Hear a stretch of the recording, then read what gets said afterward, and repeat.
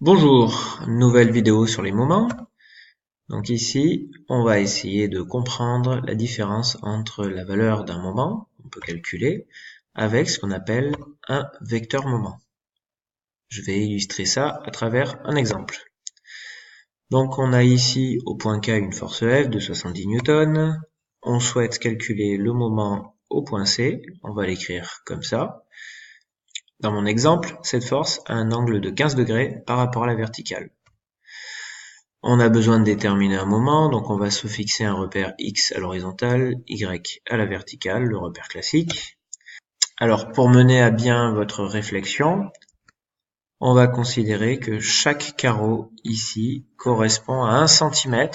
La force est indiquée en newton. Je vous laisse réfléchir à cette question-là. Mettez sur pause et une fois que vous avez terminé votre calcul, que vous avez votre résultat, vous remettez sur play.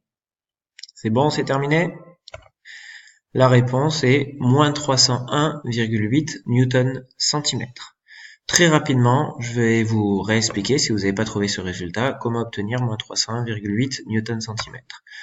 Première chose, c'est de décomposer la force. Ici, j'ai 15 degrés, donc là, sur les 70, je récupère 70 fois cos 15 degrés, 67,6 newton. Ici, je récupère 70 fois sinus 15 degrés, 18,1 newton. Une fois que j'ai fait ça, donc j'ai mes deux composantes, je vais regarder déjà la première composante, par exemple la composante verticale. Et là, pour calculer un moment, c'est la force multipliée par le bras de levier. Alors la force, c'est un glisseur, je peux la ramener ici au droit du point C. Et de suite, je vais identifier le bras de levier. Je compte le nombre de carreaux, 1, 2, 3, 4, 5.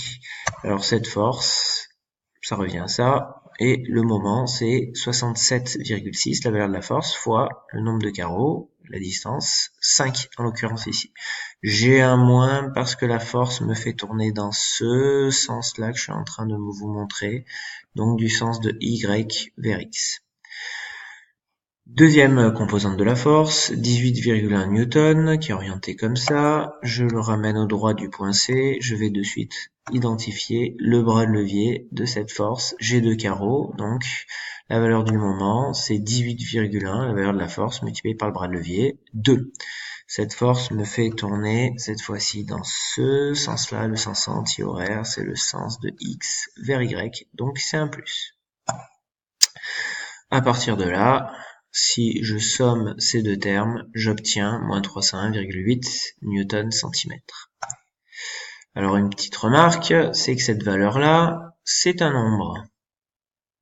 Un nombre, c'est quoi? C'est ce qu'on appelle un scalaire. Cette information, c'est une information scalaire, c'est-à-dire que j'ai juste une valeur, mais je ne m'intéresse pas à son orientation dans l'espace. Ce n'est pas un vecteur, je n'ai pas mis de flèche dessus. Voilà. Maintenant, ma force, qu'est-ce qu'elle fait? Elle me fait tourner autour du point C, ici. Si je tourne comme ça, ma force étant dans le plan, je vais tourner comme ça, et donc je vais tourner autour de l'axe perpendiculaire au plan. C'est un plan XY, donc autour de l'axe Z. Donc maintenant, si je veux représenter ça au niveau de mon moment, dire que je tourne autour de l'axe Z, je vais être obligé de l'écrire comme étant un vecteur, c'est-à-dire que je vais mettre une flèche dessus. Attention, si j'écris un vecteur à gauche du signe égal, je ne peux pas écrire juste une valeur à droite parce que ce n'est pas un vecteur, c'est un scalaire, c'est un nombre. Donc, je tourne autour de l'axe Z, comme je viens de voir, donc il faut que j'ai quelque chose avec une flèche au-dessus. Donc je reprends exactement la notation précédente, sauf que je rajoute le Z pour dire je tourne autour de l'axe Z. En conclusion, ici, sur un vecteur, j'ai une information d'espace en plus. Tout à l'heure, j'avais juste une valeur, la valeur du moment, mais je disais pas autour de quel axe je tournais. Là, je dis je tourne autour de l'axe Z. Donc j'ai une information d'espace. Lorsqu'on a une information d'espace, c'est un vecteur. On représente ça avec une flèche. Ça signifie quoi? Ça signifie que si on est dans l'espace, on a trois valeurs. En l'occurrence ici, j'ai moins 301,8 suivant l'axe Z, selon l'axe Z.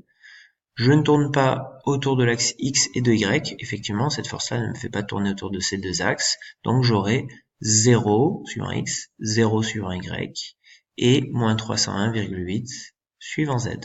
En conclusion, si j'écris un résultat comme ça, j'ai le droit, c'est un scalaire. C'est juste une valeur. Je connais la valeur du moment, mais je ne sais pas autour de quel axe je tourne. Je n'ai pas l'information ici. Si je veux définir ça comme un vecteur, je donne l'information de l'axe autour duquel je tourne. Voilà, merci de votre attention.